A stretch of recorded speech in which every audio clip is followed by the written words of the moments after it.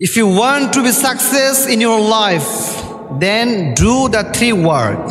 যদি তুমি তোমার জীবনে সফল হতে চাও তাহলে 3টা কাজ মাস্ট বি করতে হবে। ইতিপূর্বে অনেক কথা শুনেছেন আপনারা, বাট আজকের এই লেকচারটা যদি কেউ মনোযোগ দিয়ে শুনতে পারে, আমার দৃঢ় বিশ্বাস তার জীবনের সফলতা আটকে রাখার মতো কারো শক্তি নাই প্রিয় ভাইরা, ঠিক কেন বলেন? এজন্য আজকের লেকচারটা খুব মনোযোগ দিয়ে শুনতে হবে। নাম্বার 1, বন্ধু নির্বাচন করার ক্ষেত্রে কখনো ভুল করা যাবে না প্রিয় ভাইরা।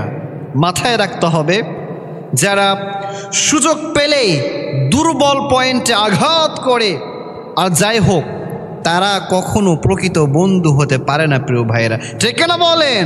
আর আল্লাহ তাআলা 9 নম্বর সূরা সূরাতু আত-তাওবার 119 নম্বর আয়াত, 11 নম্বর পারা 5 নম্বর পৃষ্ঠা 4 নম্বর লাইনে বলেন, ইয়া আইয়ুহাল্লাযীনা আমানুত্তাকুল্লাহা ওয়া কুনু মা'আস সাদিকিন। আল্লাহ তাআলা ইমানদার বান্দাদেরকে অ্যাড্রেস করে বললেন, ও আমার ইমানদার বান্দারা শোনো শোনো,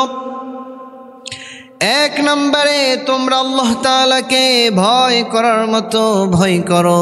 2 নম্বরে তোমরা সৎ ব্যক্তিদের সাথী হয়ে যাও, সিদ্দিকিন সত্যবাদীদেরকে বন্ধু বানাও, কারণ সৎসঙ্গে স্বর্গবাস, অসৎ সঙ্গে সর্বনাশ। যার সঙ্গ ভালো সে এমনিতে ভালো হয়ে যায়, ঠিক কিনা? আর যার সঙ্গ ভালো না, দেখবেন ওই ছেলেটা ভালো হলেও, ওই মেয়েটা ভালো হলেও সঙ্গের কারণে, তার বন্ধু খারাপ হওয়ার কারণে সেও একসময় খারাপ হয়ে যায় প্রিয় ভাইরা, ঠিক কিনা বলেন? নাম্বার 2, কখনো কোনো হারাম রিলেশনশিপে জড়িত হওয়া যাবে না প্রিয় ভাইরা, কারণ এই হারাম রিলেশনশিপটা হচ্ছে মোমবাতির মতো।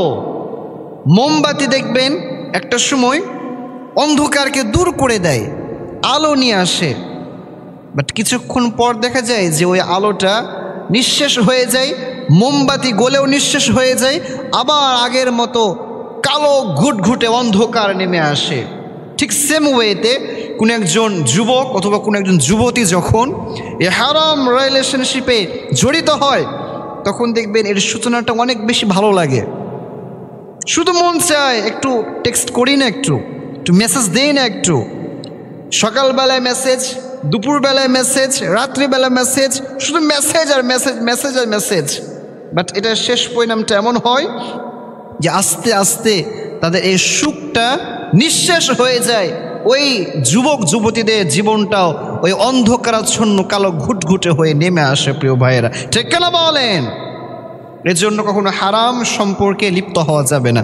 আর দেখবেন আজকাল তো হারাম সম্পর্কগুলো এমন হয়ে গিয়েছে যে শুরুর দিকে দেখবেন যে শুধু মেসেজ আর মেসেজ, মেসেজ আর মেসেজ, বাট কিছুদিন যখন হয়ে যায় তখন কিন্তু আর এই ফিলিংস থাকে না, তখন এটা বোরিং ফিল করে তারা, তখন মনে হয় যে এখান থেকে কেন আমি বের হতে পারছি না। বাট যখন কোনো ব্যক্তি এটা বুঝে ফেলে যে হারাম সম্পর্কের ভিতরে কোনো আরাম নাই, তখন ওই ব্যক্তিটা আর এই হারাম সম্পর্কে থাকতে পারে না প্রিয় ভাইয়েরা। এবং যে ব্যক্তিটা আল্লাহ তাআলাকে ভয় করে সে কখনো কি কোনো হারাম সম্পর্ক করতে পারে প্রিয় ভাইয়েরা? না। এই জন্য আমি প্রায় বলি, যদি তুমি তোমার জীবনে সফল হতে চাও, কখনো কোনো হারাম সম্পর্কে জড়িত হওয়া যাবে না। আল্লাহ তাআলা সবাইকে বুঝার তৌফিক দান করুন, পড়া আমিন। 3 নম্বরে যে কাজটা করবেন, you have to study the Quran and sunnah. আপনাকে কোরআন এবং সুন্নাহ স্টাডি করতে হবে, এই কোরআন এবং সুন্নাহ পড়তে হবে, কারণ যে ব্যক্তিগুলো কোরআন এবং সুন্নাহ বেশি বেশি করে পড়ে, দেখবেন তাদের জীবনটা অটোমেটিক্যালি খুলে যায়। কারণ এই কোরআন হচ্ছে এমন একটা জিনিস যে কোরআনের ভিতরে সব কিছু নাজিল করে দিয়েছেন একজন সত্তা। সবাই আওয়াজ দিয়ে বলেন তো তিনি কে? এই কোরআনের ভিতরে ফিজিক্স আছে, কেমিস্ট্রি আছে, বায়োলজি আছে, অ্যাস্ট্রোলজি আছে, সব পাবেন আপনি। যদি কেউ কোরআনটাকে ভালোভাবে স্টাডি করতে পারে, ওই ব্যক্তি হবে পৃথিবীর সবচাইতে জ্ঞানী একজন ব্যক্তি প্রিয় ভাইয়েরা। এই জন্য যদি সফল হতে চান, কোরআন এবং সুন্নাহ বেশি বেশি পড়তে হবে, কারণ এই কোরআন এবং সুন্নাহ আপনাকে শেখাবে যে কিভাবে আপনি সফল হবেন, কিভাবে আপনি আপনার লাইফে ডেভেলপ করবেন। মাথায় রাখবেন, যে ব্যক্তির টাকা আছে, গাড়ি আছে, বাড়ি আছে, লাক্সারিয়াস কার আছে, BMW আছে, লাক্সারিয়াস বড় বড় বাড়ি আছে, টুপ্লেক্স বাসা আছে, দেখবেন ওই ব্যক্তিটা কিন্তু সফল নয়। সফল হলো ওই ব্যক্তিটা যে ব্যক্তিটা জান্নাত পেয়ে গেল আর জান্নাতের ভিতরে ঢুকে গেল, জাহান্নাম থেকে মুক্তি পেয়ে গেল। প্রিয় ভাইরা, সুবহানাল্লাহ পড়েন।